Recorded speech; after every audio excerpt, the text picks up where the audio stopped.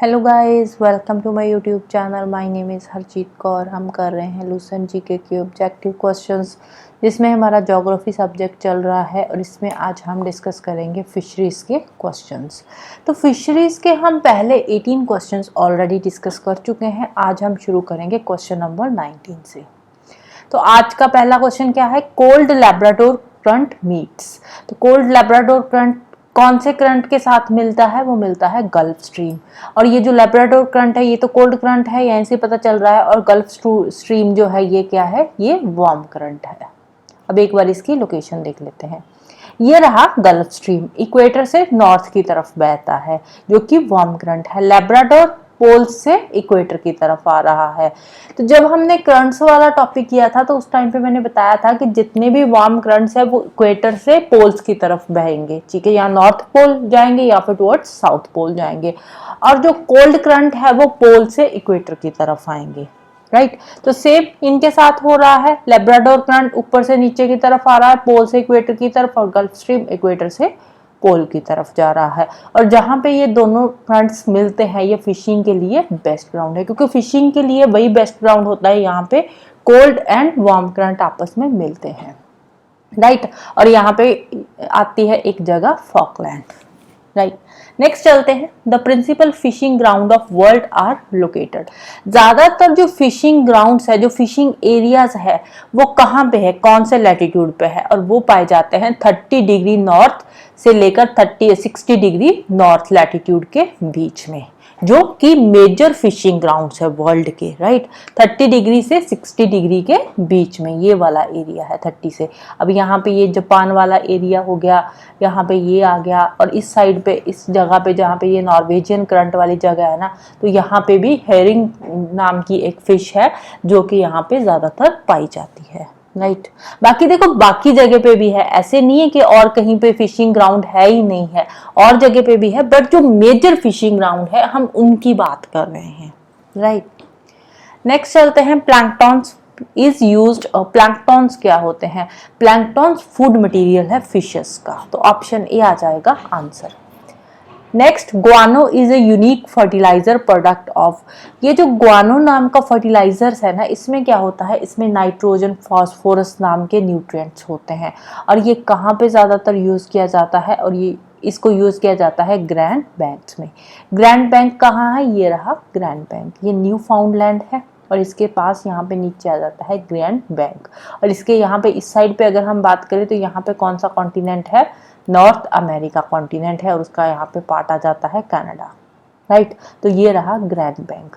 अब मैं ये मान के चल रही हूँ कि आपको वर्ल्ड मैप की जो मेजर लोकेशंस है, लाइक कॉन्टिनेंट्स की लोकेशन हो गया north America, south America, Asia हो गया, यूरोप हो गया, अफ्रीका हो गया, तो कॉन्टिनेंट्स की जो लोकेशन आपको पता है, इसीलिए मैं आपको मोटा मोटा बता देती हूँ कि इस साइड आ गया नॉर्थ अमेरिका, और ये Canada it's a part of north America, और ग्रैंड बैंक यहाँ पे न्यू फाउंडलैंड के पास आ रहा है, राइट। और यहाँ पे ग्वानो नाम का फर्टिलाइजर यूज किया जाता है फिशर्स के लिए।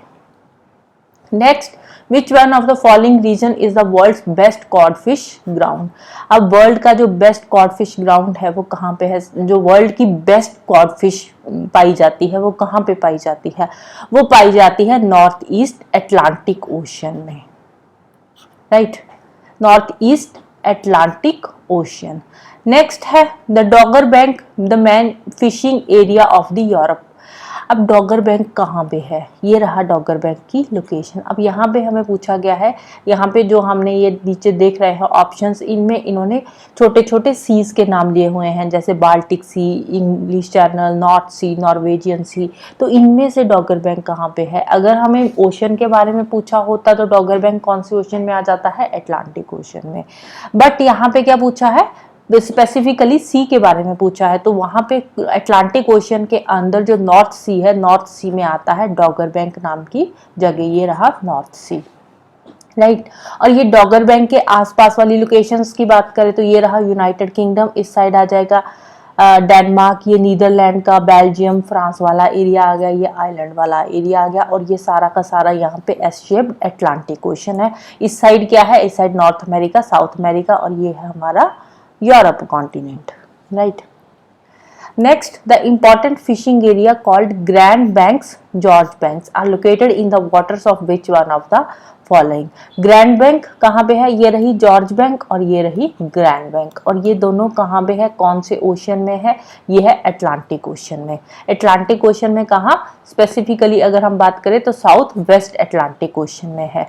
क्योंकि अब देखो ये इनकी लोकेशन देखो, यहाँ पे क्या है? न्यू फाउंडलैंड, ये क्या है? Nova Scotia. तो यहाँ पे कौन सा कॉन्टिनेंट है? यहाँ पे आता है नॉर्थ अमेरिका कॉन्टिनेंट। तो नॉर्थ अमेरिका कॉन्टिनेंट के बिल्कुल पास आते हैं ये दोनों George bank and grand banks. तो राइट, तो अटलांटिक ओशन की अगर हम लोकेशन देखें तो ये अटलांटिक ओशन का नदरन पार्ट है। नदरन में ईस्ट वेस्ट देखें तो ईस्ट वाली साइड जो है वो यूके वाली साइड आ जाएगी, जो कि नॉर्थ सी वाली लोकेशन है वो ईस्ट वाली साइड है। तो वेस्ट वाली साइड में आगे ये वाले जॉर्ज बैंक एंड हमारे grand banks, right. Next, the most important pelagic fish found in the North Sea adjacent to UK is, UK के पास जो नॉर्थ सी में है वहां पे कौन सी फिश पाई जाती है? वहां पे पाई जाती है हेयरिंग फिश। तो ऑप्शन सी है आंसर, राइट। नॉर्थ सी, ये रहा नॉर्थ सी यूके के पास, राइट। नॉर्थ सी, यहाँ पे कौन सी फिश है? हेयरिंग फिश है। Next, consider the following statements. Most of the fishing grounds occur in areas where the continental shelf is wide. अब यहाँ पे most की बात हो रही है, सारे फिशिंग ग्राउंड्स की नहीं, most of the, ज़्यादातर जो फिशिंग ग्राउंड्स है वो कहाँ पे होते हैं? उन एरियाज में होते हैं जहाँ पे कॉन्टिनेंटल शेल्फ वाइड होती है। तो ये वाली स्टेटमेंट जो है बिल्कुल राइट स्टेटमेंट है। सेकेंड क्या है? Fishing activity is well developed in warm tropical waters. अब देखो वार्म ट्रॉपिकल वाटर्स जो है वहाँ पे फिशिंग एक्टिविटी पॉसिबल नहीं है। फिशिंग एक्टिविटी के लिए क्या चाहिए हमें? कोल्ड एंड वार्म करंट, जहाँ पे दोनों करंट्स आपस में मीट करते हैं वो वाला जो एरिया होता है वो फिशिंग के लिए बेस्ट एरिया होता है, right. Next, mixing of warm and cold currents bring plant nutrients for fish. अब देखो मिक्सिंग जो होती है, यहाँ पे मैंने बताया ना, यहाँ पे कोल्ड एंड वार्म करंट आपस में मिक्सअप होते हैं, वहां पे फिशिंग ग्राउंड होता है। ये स्टेटमेंट राइट है, बट जहां पे वार्म एंड कोल्ड करंट होते हैं वहां पे प्लांट न्यूट्रिएंट्स नहीं वो साथ में लेकर आते। कोल्ड एंड वार्म करंट वो वाटर के टेम्परेचर को, फिशिंग के लिए जो टेम्परेचर चाहिए होता है वाटर को सूटेबल टेम्परेचर देते हैं जो कि फिशिंग के लिए चाहिए।